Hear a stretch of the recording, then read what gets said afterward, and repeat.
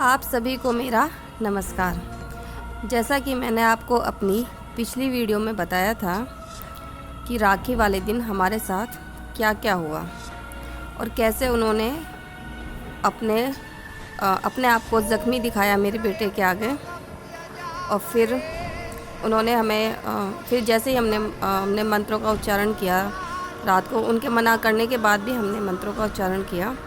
तो उसके बाद उन्होंने कहा कि अगले दिन उन्होंने कहा कि हाँ अब मैं ठीक हूँ। पहले तो वह मना ही कर रहे थे, कह रहे थे अगर तुम मंत्रों का उच्चारण करोगे तो वह नेगेटिविटी मेरे शरीर को एकदम से टुकड़ों में बिखेर देगी। जो भी आत्मा रूपी उनका शरीर था वह उसके बारे में बात कर रहे थे। लेकिन हमने उसके अलावा, हमारे पास भगवान के अलावा या उनके मंत्रों के अलावा हमारे पास कोई और उम्मीद थी ही नहीं उनके लिए कुछ करने के लिए हमारे पास कोई और रास्ता था ही नहीं। तो हमने उन मंत्रों का उच्चारण किया और उसके बाद उन्होंने अगले दिन अपने आप को काफ़ी सही बताया।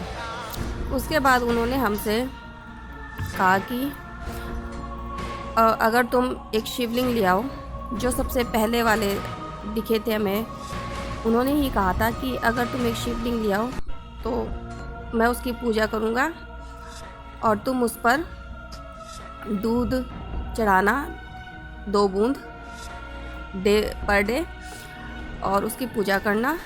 और फिर मैं उसके आगे अपने मंत्रों का जाप करूँगा और अपनी सिद्धियाँ बढ़ाऊँगा ताकि तुम्हारा आर्थिक जीवन अच्छा हो सके और तुम्हारे ऊपर कोई समस्या ना आ सके और हम भी इस तरह की नेगेटिविटी से बचे रहें। तो जैसा उन्होंने कहा, हम एक शिवलिंग लेकर घर आ गए और वो हमने जिस रुद्राक्ष में वह रह रहे थे उनके सामने ही रख दिया। और जैसा वह कहते थे, हम हर दिन उसकी पूजा करते थे शिवलिंग की, और उसके बाद वहीं पे वह उन्हीं के सामने ही रखा रहता था। एक दिन एक और घटना हुई कि जब मैं पूजा कर रही थी तो जो दिए में घी था वह जैसे ही मैं उसको दिए को घुमा रही थी तो वह मेरे दिए से थोड़ा सा छलक कर गणपति जी के और लक्ष्मी जी की जो मिट्टी की मूर्ति होती है उस पर गिर गया, हमारे मंदिर के अंदर ही। तो लक्ष्मी जी पर तो वह थोड़ा ही गिरा था, पर गणपति जी पे वह घी काफ़ी ज़्यादा गिर गया। तो ये मैंने इस बात पर इतना गौर नहीं किया और मैं अपने पूजा करके नीचे आ गई। जब मैं अगले दिन पूजा करने गई तो मैंने देखा कि वह गणपति जी की जो वह मूर्ति थी वह सफ़ेद हो रही थी। वह घी जो था वह इनकी मूर्ति पर जम गया था, तो इस वजह से वह सफ़ेद लग रही थी। लेकिन मेरे उस टाइम ध्यान नहीं आया कि गणपति जी की मूर्ति सफ़ेद क्यों लग रही है। मेरे दिमाग से एकदम स्लिप कर गया था कि वह घी की वजह से हो रही है। तो मैंने नीचे आकर अपने हस्बैंड और बेटे से पूछा कि गणपति जी की मूर्ति सफ़ेद क्यों हो रही है। तो मेरे हस्बैंड ने भी कह रहे कि हाँ मैंने भी देखी थी, वह वाइट सी लग रही है।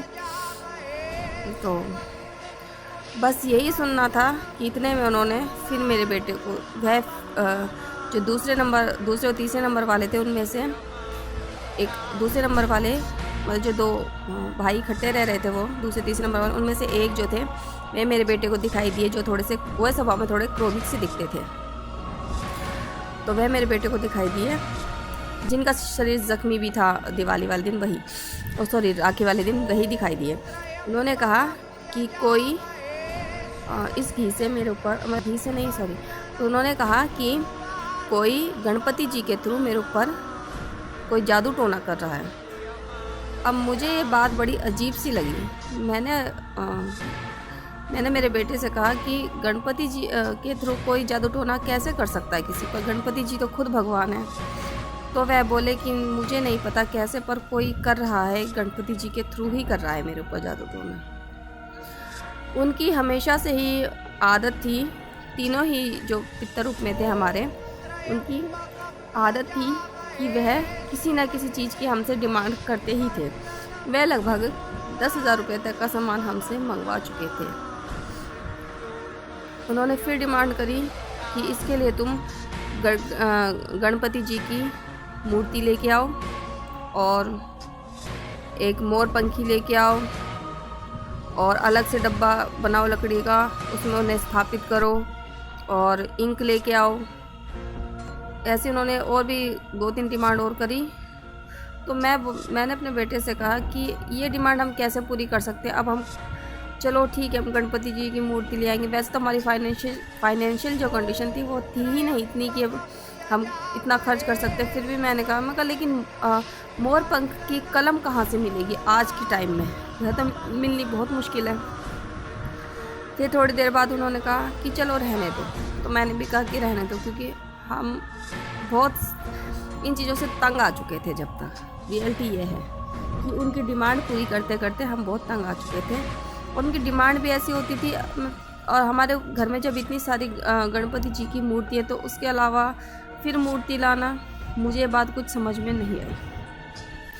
मैंने भी कह दिया, मैंने कहा चलो ठीक है रहने दो।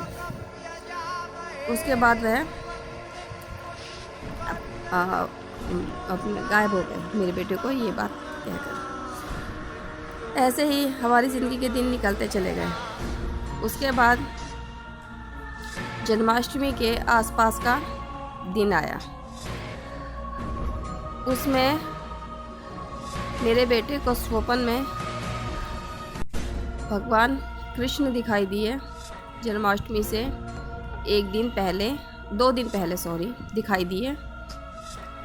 और वह अपना बाल रूप बार बार इसके सपने में इसको ऐसा दिख रहा था कि वह बार बार मेरे हस्बैंड को